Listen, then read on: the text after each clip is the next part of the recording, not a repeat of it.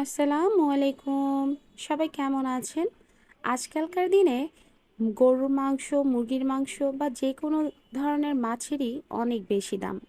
তো আমি একটা ব্রয়লার মুরগির মজাদার রেসিপি তৈরি করেছি। সেটাই আপনাদের সাথে শেয়ার করছি।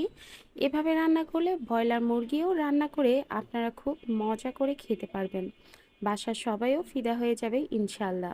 আঙুল চেটে খাওয়ার মতো মজাদার এই রেসিপিটা চলুন দেখে নেই।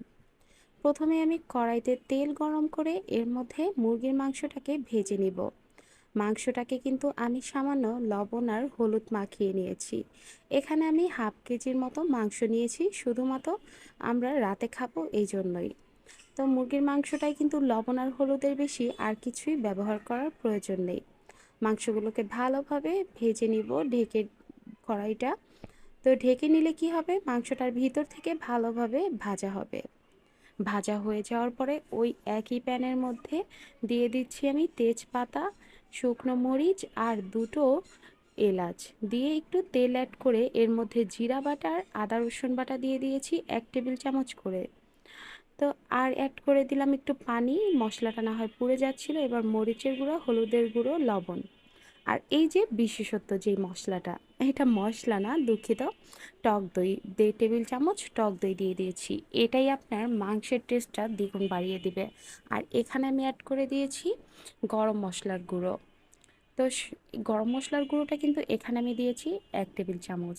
এবার দিব পেঁয়াজ কুচি। পেঁয়াজ কুচিটা কিন্তু পরেই দিতে হবে, এতে করেই তরকারিটা গাঢ় হবে আর খেতেও মজা হবে।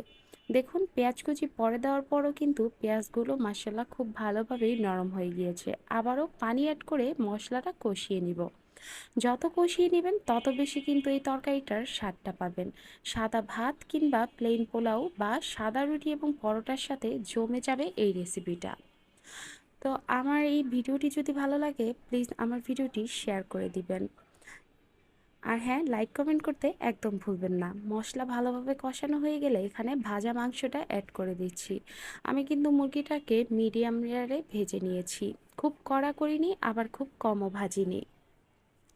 আর হ্যাঁ, আমার পেজটিতে যদি নতুন হয়ে থাকেন প্লিজ ফলো দিয়ে পাশে থাকবেন। আর ভিডিওতে লাইক কমেন্ট করতে একদম ভুলবেন না। ধন্যবাদ সবাইকে। এখন মাংসটাকে ভালোভাবে আমি কষিয়ে নিচ্ছি। টক দইটা কিন্তু অবশ্যই অ্যাড করবেন। এভাবে রান্না করলে বাসার সবাই দেখবেন ব্রয়লার মুরগিও খাওয়া শুরু করে দিয়েছে। আর ব্রয়লার মুরগিতে যেহেতু একটু আয় বেশি, এভাবে রান্না করলে বাচ্চারাও খুবই পছন্দ করবে। মাংসটাকে ভালোভাবে এখন কষিয়ে নিব বেশ খানিকটা সময় নিয়ে। তো ঢাকনা দিয়ে এবার একটু ঢেকে নিয়ে সেদ্ধ করে নিব, এতে করে মাংসের ভিতর থেকে পানি ছেড়ে দিবে। দেখুন মাংসের ভিতর থেকে কিন্তু পানি ছেড়ে দিয়েছে।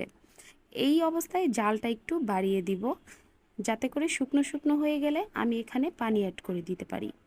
এই তো এখন আমি এখানে পানি অ্যাড করে দিলাম পরিমাণ মতো।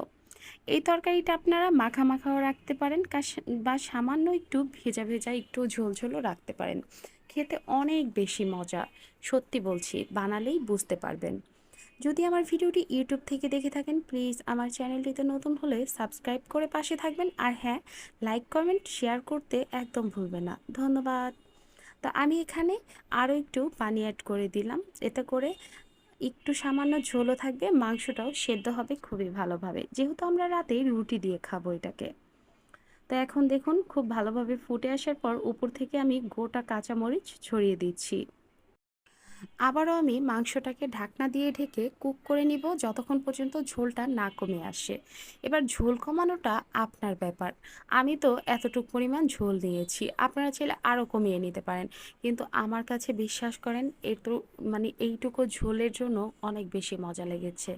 গাঢ় গাঢ় ছিল ঝোলটার, এত বেশি মজা। চলুন তাহলে তরকারিটাকে একটু বারান্দায় নিয়ে ভিডিও করে নেই, যেহেতু এখনও বাইরে আলো আছে। বিকেলবেলা রান্না করেছি এই রান্নাটা। বারান্দায় এসে ভিডিও করার পর যেন রংটা আরও বেড়ে গিয়েছে মাশাল্লাহ। আপনারা রান্না করলেও বুঝতে পারবেন যে আসলে এটা কতটা বেশি মজাদার। এভাবে রান্না করলে টাকাও বেঁচে যাবে, সবাই খুশি হবে। আল্লাহ হাফেজ, আসসালামু আলাইকুম।